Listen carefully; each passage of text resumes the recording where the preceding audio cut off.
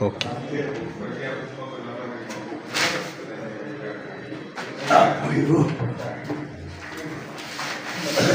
White Skim Wall Put ndio habari. Nimeamua mwenyewe balozi niingie mzigoni kuwatwisha watu, kwa sababu vijana wamebeba ipoda mpaka wamehemewa.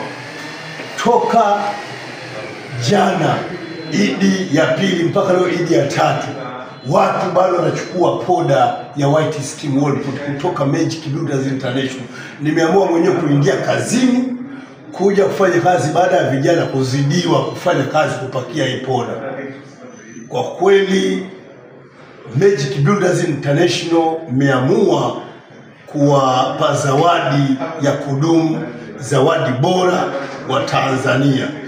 Poda ya White Skim Wall Put ni poda nzuri sana, inatoka kama njugu. Napenda kuwashawishi wa Tanzania na kuwashauri, ukitaka kujenga, pesa zetu hazipata kwa shida.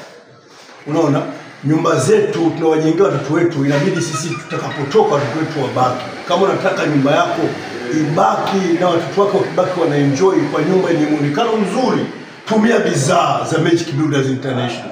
Kama watu wako wanachukua mzigo huu hapa,